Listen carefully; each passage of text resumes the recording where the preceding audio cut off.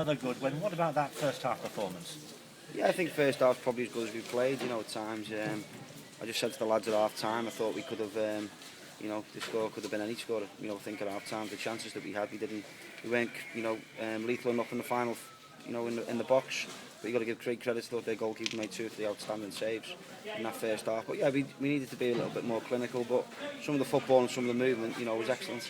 And it was consistent as well. You got the goal early on, and then you set about building on that advantage.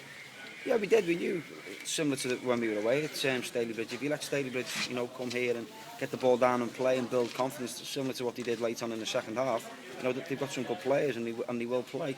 We worked on squeezing them high up the pitch, and then obviously trying to regain possession in their half and then play from there. And I thought the lads done it superbly.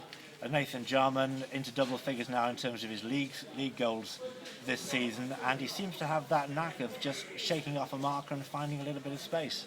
Yeah, I think he's not the biggest in stature, but he's very strong, upper body strength as you can see. I think he had somebody else's shirt on today. It was that tight round his arms, but yeah, he was strong against the big lad. But great finish as well with his left foot. When Stalybridge came back at you with that goal from the free kick and your goalkeeper John Danby picked up an injury, was there any worry at that stage that you might be in for a bit of a dicey finish?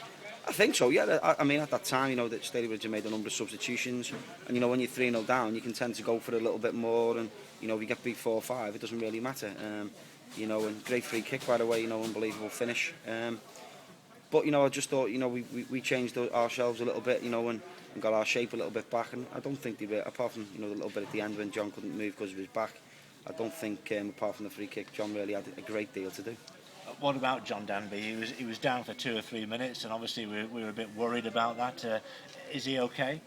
I presume so. I mean, I haven't asked him. It's like with most players, you don't ask them because you start getting the full story. So let Catherine deal with that one, John. And I've just heard one of the lads telling him to get in the ice bath, so I'm sure he won't. Wes Baines had the final word, and it was a Wes Baines special from outside the box. It was, yeah. Wes, some of his passing on the day wasn't as good as what it can be for Wes. He's normally, great quality, but got to give him great credit. He kept at it. He knew he wasn't having the best day in terms of the ball, but he kept at it, and wonderful finish, flicked up with one and volley with the other. I'm sure you'd agree, Neil, it's been a good all-round effort, not just by the players and management today, but also by the volunteers who came down to clear the pitch this morning. It's an unbelievable commitment, unbelievable, and it just shows you what can be done. And what I was going to open this piece with was a massive thank you to all the people, who came here this afternoon and made sure this game was on. And I said to the lads before the game, there's a lot of effort gone in here. I know how much effort's gone in. We've got to make sure we put our side of the bargain forward. So them 3 points is for everybody who's been here since 7 or 8 o'clock this morning, making sure that this game's on. Both volunteers and staff and everybody else, and there's no understating how much we appreciate it, both as management and players. The players, I think if people look on Twitter how happy they were that the game was on. Now, you've obviously been able to get 3 more points in the bag today. How important do you think psychologically it is that you keep on fulfilling these fixtures and getting the points in the bag, even though the championship rivals have got games in hand?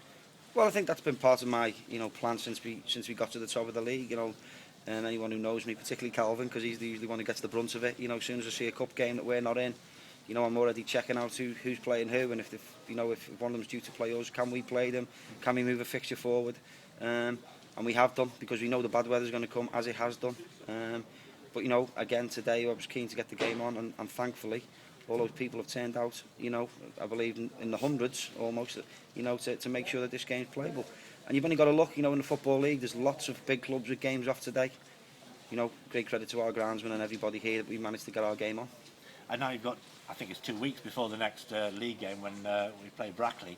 There's the Stockport Sports Cheshire Cup game in the meantime. So what's your strategy going to be with the players between now and the next game? Well, obviously we'll have Wednesday. Hopefully that'll be on. We need a game. If not, that'll revert to the following Wednesday. Saturday, although they don't know yet, they've got a very physical day in total fitness of 2 hours. We booked 2 of their instructors, so they've got a double session in there. So that's going to be pretty physical Saturday. And then depending on which way the Stockport Sport game goes, next week will depend on if I will be arranging a game for the following week. It'll just depend, obviously, if it's the Stockport Sports game or not. Okay. Well, Neil, well done today. Good day's work all round. Congratulations. Thank you very much. Thanks.